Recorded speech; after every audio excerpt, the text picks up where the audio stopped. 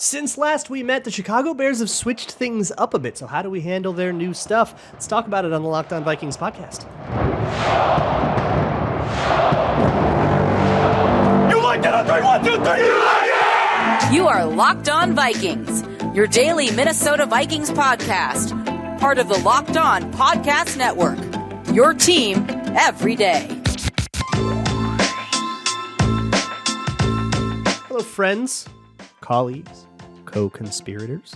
Welcome to the Locked On Vikings podcast, where we are always trying to learn something new. It's part of the Locked On Podcast Network, your team every day. And thank you so much to those of you who do listen to the show every single day. My hashtag everydayers. Love you. Love to hear from you. If you are new, hello. My name is Luke Braun. I am your host. You can find this show wherever you find your favorite podcasts, including but not limited to the SiriusXM app, and we're partnered with them. You can also find live broadcasts of tonight's game and all Vikings games there. You can also find the show on YouTube or Amazon Fire and Roku. Just download the Locked On Minnesota Sports app. Today's episode is brought to you by LinkedIn. LinkedIn Jobs helps you find the qualified candidates you want to talk to faster. Post your job for free at linkedin.com/lockedonnfl. That's linkedin.com/lockedonnfl to post your job for free. Terms and conditions apply. Today on the show, I want to get into how to defend the option. Essentially, the Bears have been running it with Justin Fields a lot more, and defending the Bears is going to be different than it was last time, and I want to explain what's going to be different, what it could possibly mean. But real quick, last time we talked was a podcast that I recorded on Tuesday morning because I was traveling. So I apologize for not putting out a show on Friday. I was out in the sticks, wasn't able to do it. But we're back now, so we can update some things. Justin Jefferson was limited all week. That's the one y'all probably care about. Caleb Evans and TJ Hawkinson both have no injury designation. Jefferson would be questionable, but for the third week in a row, he is like the deal with a hamstring is that you want to be able to go through a whole day of work on it and for it to not feel like it's tightening up again. It's a stamina building thing.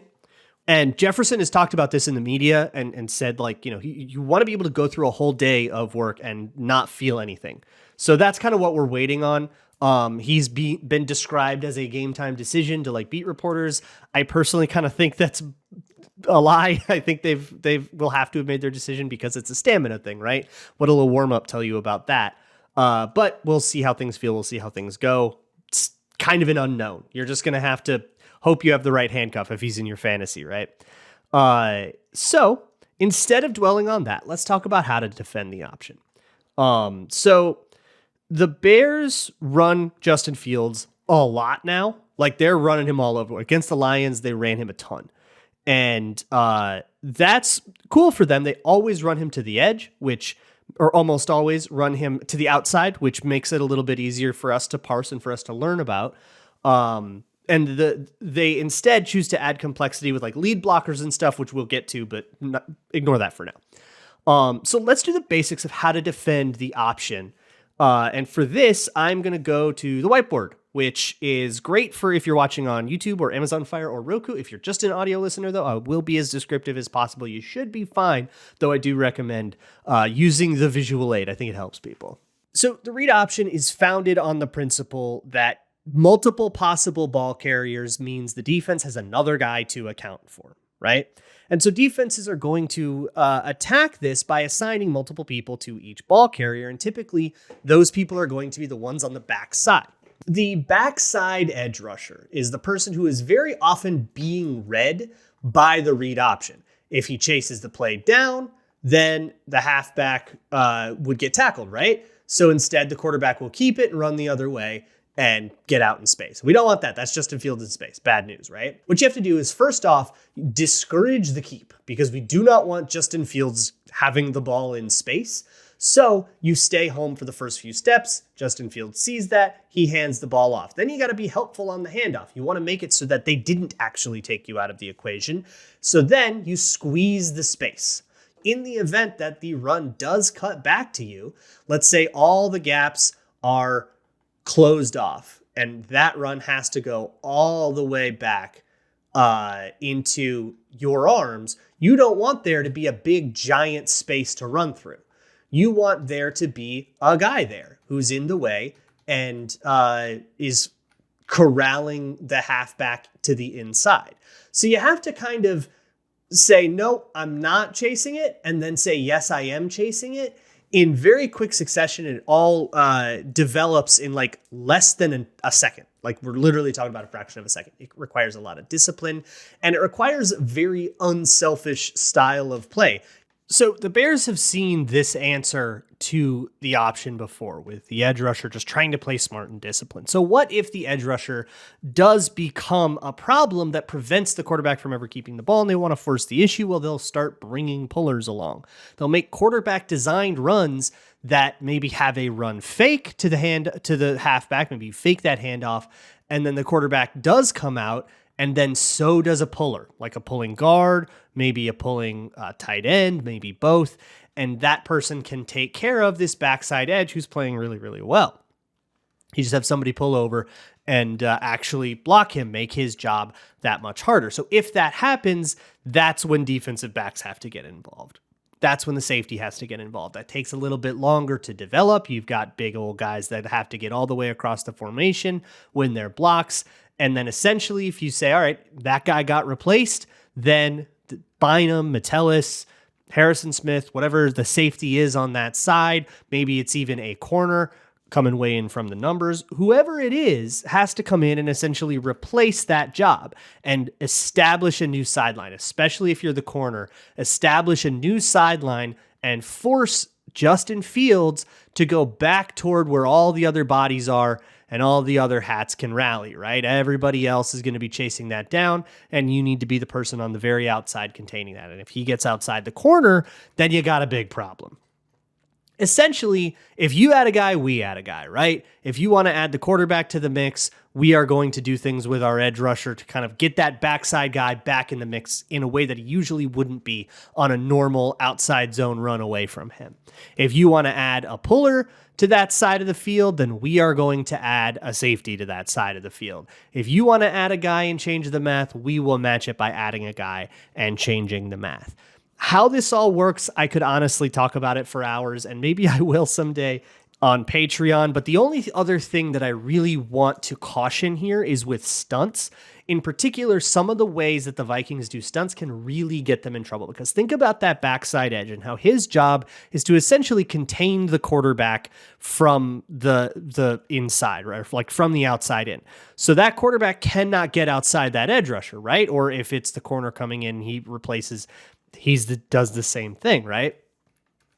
So if you're going to do a stunt in the pass rush that causes that edge rusher to crash to the inside and then maybe has a tackle loop around or something like that, or maybe one of those times where you have Ivan Pace move around, line up on the line of scrimmage and then do a stunt. If you're going to do that kind of thing, you better make sure that it's not a rundown, because the job is already hard enough when you're an edge rusher doing it from where you start. But if you have to do it as a tackle, or if you have to do it as a linebacker who is on a blitz path, then you have to get to that spot so much faster. You're probably going to get a quarterback give, and you're coming from a way worse position to actually get there, right? You're coming from depth. You're coming from probably further inside. How often does a linebacker line up outside the edge, right? You have a lot more challenges to that, and you're not really going to get the effect that you want, which is, well, hey, you're letting me dictate who keeps the ball, so I choose Khalil Herbert over Justin Fields. You don't get that control anymore when you do that kind of stunt. So I would be very careful about that. And if Justin Fields does get any big ol' runs on the Vikings, I would look very first at what that edge was doing. Was he stunting? And if so, maybe that was a weird play call, and we can talk about why they were in that play call and if it was reasonable. So as much as the Bears have struggled this year, I think this really does present a challenge that the Vikings have to figure out exactly how they want to approach it. And that decision is going to make a pretty big difference. And I could see this playing out in a number of ways, right? They could totally fail and Justin Fields could run all over them, right? That could happen. And I'm not talking at all about like scrambles. I'm talking about like designed quarterback runs. Scrambles against man coverage for 55 yards. That's a total different story. But if the Vikings do just kind of accept that devil's bargain and say, guys coming out of the equation, and that way Justin Fields never gets the ball, and then Khalil Herbert has a huge day, I wouldn't be surprised, and I honestly wouldn't be alarmed. And I think it's just a lot harder for the Bears to win the game on the back of Khalil Herbert than it is to win the game on the back of Justin Fields. I think most Bears fans would agree there. So I'm curious. I guess that's all I have to say about that. I am not going to sit here and make predictions about how many rush yards Justin Fields is going to get, but I will make predictions about how many rush yards Joshua Dobbs is going to get in the prized picks section, as well as reading off some of your bold predictions as well and discussing those. All that's coming up. Today's episode is brought to you by LinkedIn Jobs, and hiring can be a pretty daunting task. How do you get started? How do you know you're getting somebody good? And that's where LinkedIn comes in. It's not just a job board. It has more than 1 billion professionals, and among those people, there will be somebody quality that works for you and your business. In fact, 86% of small businesses get a qualified candidate within 24 hours of putting their job up on LinkedIn Jobs. I know that small businesses are wearing so many hats. If you work for a small business, you know you're not just there to hire people. That's probably a side thing. You got your whole other job going on. But with LinkedIn, the process is intuitive, quick, and easy, so you can get on with the rest of your day. They even just launched a feature that helps you write job descriptions, making the process even easier and quicker. Post your job for free at linkedin.com/lockedonnfl. That's linkedin.com/lockedonnfl to post your job for free. Terms and conditions apply. Today's episode is also sponsored by BetterHelp. Therapy made easy. And therapy online is a pretty clutch tool for people who are looking to get into therapy but don't really know where to start. Because one of the things with therapy, I've been in therapy for years now. I'm a huge proponent of it, as you know, on this show. And a lot of people will try out a therapist. It won't work. They'll have some bad experience for one reason or another. Something just doesn't mesh, and they say, nah, therapy's not for me. That experience is just what they think therapy is, but it's not. If you can go find another person, another specialist that will totally jive with you in a different way, and you can actually end up establishing a meaningful part of your routine. It's taking care of your mental health. Maintenance, in the same way going to the gym is maintenance for your body. So if you're thinking of starting therapy, give BetterHelp a try. It's entirely online, convenient, flexible, and it can be suited to your schedule and your comfort level. Find your bright spot this season with BetterHelp. Visit BetterHelp.com/lockedon today to get 10% off of your first month. That's BetterHelp, HELP.com/lockedon. Thanks so much for making Locked On Vikings your first listen of the day. If you are watching on YouTube, stick around past the end of the show. You'll be redirected right to the 24/7 Locked On Minnesota Sports YouTube live channel. It's on the Locked On Minnesota Sports YouTube channel. They've got a live feed going on where it's just this show, Locked On Wolves, Wild, Locked On Twins, all of them just cycling through 24/7. Great thing to pop on in the background. And if you aren't watching on YouTube, make sure you go check that out. Next up on the show, it is time for the Prized Picks. Been having a great time with these on game preview episodes of the Locked On Vikings podcast. So we are going to pop in here. If you aren't familiar with Prize Picks, I'll tell you a little bit more about them later.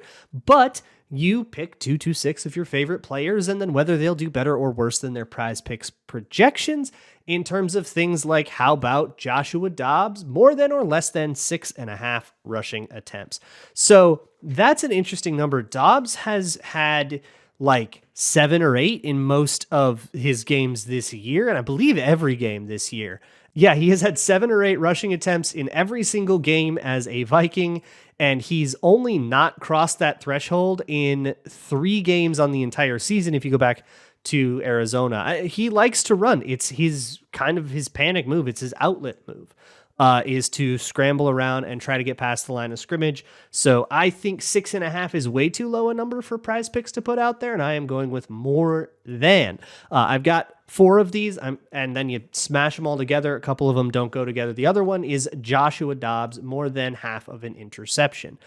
I am just going to kind of slam this every week, I think, because Dobbs is turnover prone. It's just the way he is. He was turnover prone in Arizona as well. He throws dangerous passes. He tests tight windows. He when he misses high. That's very interception-y. And there's a ball security thing as well with the Broncos game. There was that fumble as well. And while, yeah, there was like a hit that should have been flagged on that fumble, the fumble was not caused by that hit. The fumble, he was just stripped. And it would have happened whether that hit was there or not. So you still kind of have to look at it and say, okay, that's like a big ding on how much we trust his ball security. This is just interceptions though, so the fumble doesn't matter, but he's still like a very interception-y quarterback, and I think I'm just going to hit more than half an interception every single time on these PrizePicks segments. So at PrizePicks, you can't do that. That somebody pointed that out to me, that Dodd, you can't do two on the same guy. But I don't care on this show. Pick which one you like, and you can play along with me. So I'll move on elsewhere though to DJ Wanham. I figure it simply is not a Bears game if you don't have DJ Wanham more than a quarter of a sack. Quarter of a sack is kind of funny. It just means if he gets a half sack, you get it, right? But I mean, come on, it's DJ Wanham against the Bears. He always does this. And I think there's actually kind of a reason for that. The Bears in particular, the last couple of years, have had really tough issues in protection with communication. Not necessarily with, I mean, they've had guys that just play poorly and get beat a lot, but it's been a lot of unblocked guys, and it's a lot of it's on Justin Fields. The way that Justin Fields plays, similarly to the way that Josh Dobbs plays, and I think that I would carry a lot of this same criticism over to Dobbs. When you run around a lot like that, you ruin a lot of angles and you rob your offensive line of the ability to just win the rep. Now they got to chase. Now their angle is weird. The defense gets to see you. Your offensive line does not get to see you. So when you go from one place on the field to another place on the field, the defense is going to be able to chase that, and the offense will not be able, your lineman will not be able to react. Fields has brought a ton of punishment on himself this way, and I've been saying that about him for years and years. You go back on this show, you can get all the receipts. Been saying that about him, I think, since that draft cycle, since I started paying attention to him. And somebody like DJ Wanham, who has so much motor, like he is an effort player, is going to chase that down. So I think that the idea of like DJ Wanham always goes off against the Bears, I don't know how much of that's a funny coincidence versus how much of that is Wanham being particularly suited to play against this particular guy. For aforementioned reasons, I'm also taking Khalil Herbert more than 53.5 rushing yards. Justin Fields is at 52.5 rush yards, and looking at the way that teams like to defend the option, I think the Vikings are going to prioritize Fields and discourage Fields from keeping the ball. And I have seen Fields just like keep the ball into an edge rusher that's sitting there waiting for him and saying, I'm just going to juke you, which is great. Like, go be that guy, I guess, but it's still like on the whole, just not going to have that many opportunities for QB rushing. That said, I'm not going to touch the Justin Fields rushing yards one, because I'm not going to pretend I can predict how well the scrambles are going to go. Like, there's so much circumstance to that makes it really, really difficult to predict. I'm not putting that one more than or less than. I'm not touching it. The only other one that I have for this, which puts me at 4, depending on which Josh Dobbs one you took, is Darnell Mooney scoring less than 25.5 receiving yards. So here's the deal. The Vikings blitz a lot, right? I think they're going to send it at Justin Fields again, and I don't think we're going to get a lot of completions out of that. That's just not how Justin Fields responds to pressure. He responds to pressure by getting out, running around, trying to make things happen with his legs, and then you have to do the scramble drill deal. I don't think there's going to be a lot of passing volume for the Bears in this game. So I'm not touching like the passing yards or anything like that, because who knows what goes explosive with DJ Moore or whatever, but I'm thinking, look, I don't think that this is a drop back, sit in a clean pocket against a 4-man rush. It never is against the Vikings, right? I think that we have a lot of pressure on Justin Fields, and I think that that's just going to shrink the passing volume enough, and I don't know if there's going to be enough of a pie to go around for Darnell Mooney to have one of his better games. So there's my prized picks. They're very sensible predictions. But I know you're here for something a little less sensible, something a little crazy, something a little bit out there, wild, wacky, spicy. It's your bold predictions. That's coming up next.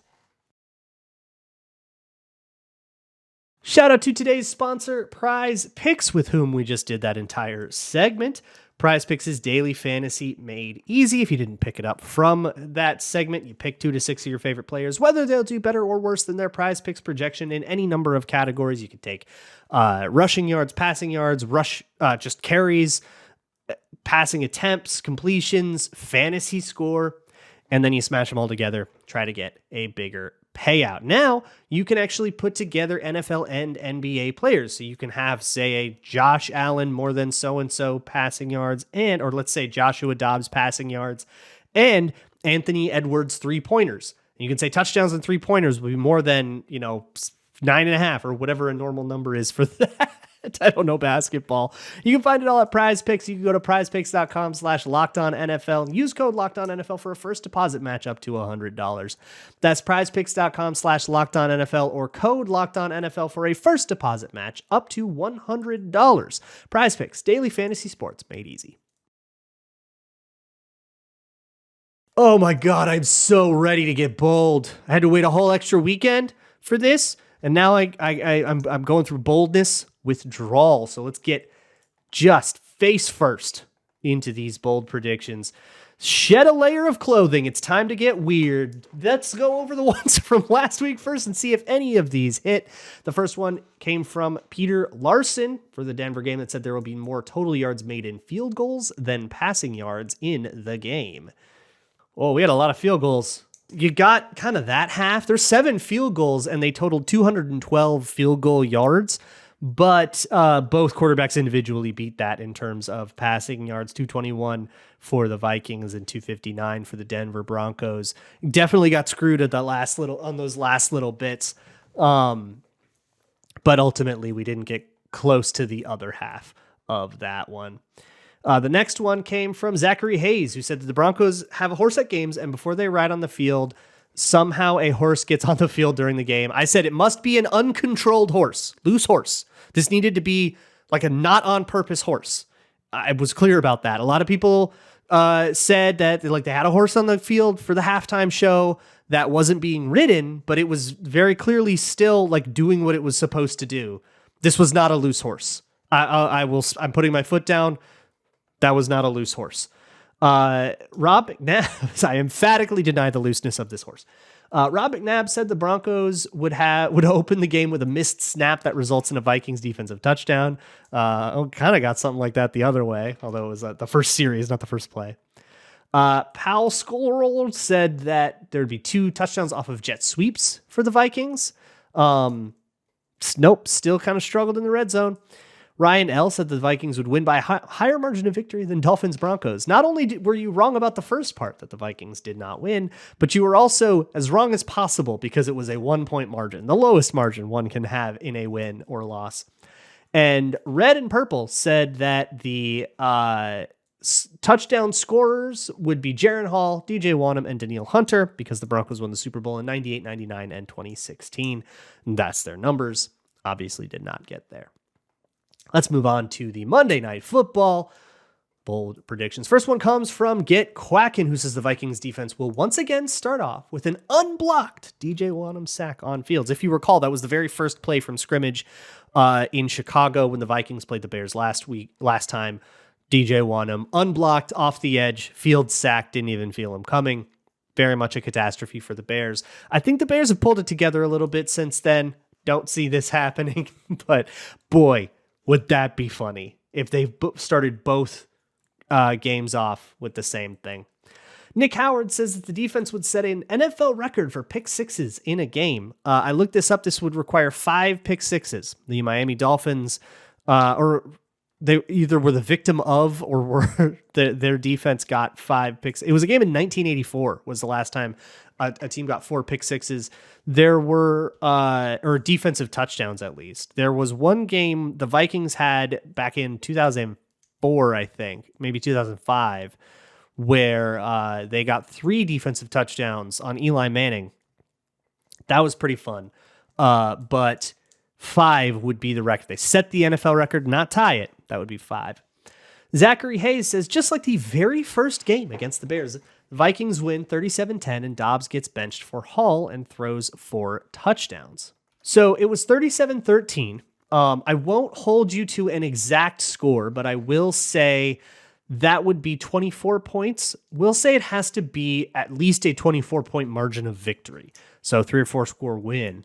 But Dobbs getting benched for Hall and throwing 4 TDs is the operative part of this. I won't hold you to the exact score, but it does need to be a blood. Hey, if you've got 4 touchdowns on through the air, you're probably getting pretty close to that. So yeah, Dobbs getting benched for Hall and throwing 4 touchdowns is the way to go there.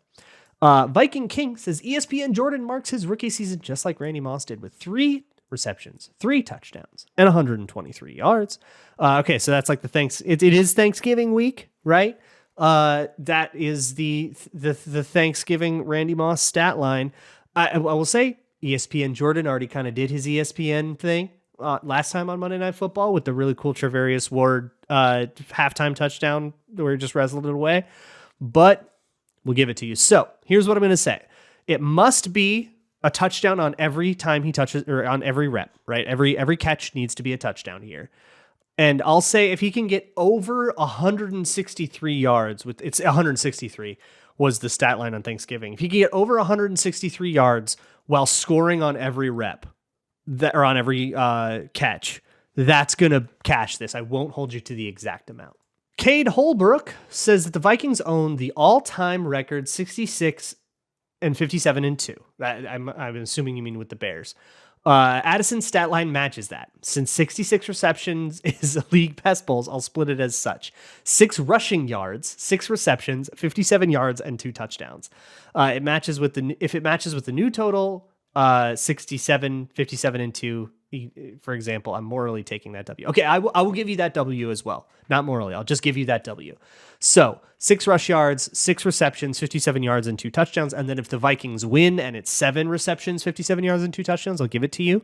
And then if they lose, 6 receptions for 58 and 2 touchdowns, etc., I'll give that to you as well. So you've got a couple of different things, but you will have to hit one of those exact scores. I usually don't hold you to exact scores, but it feels like this one, it feels right. We gotta hold it to that. Jake Arendt says that the Vikings are up over 20 at halftime and the game ends in a 1-score game. I love it. I love that this is exactly what happened against the Saints, and it feels like every game. So up over 20 at halftime, game ends in a 1-score game.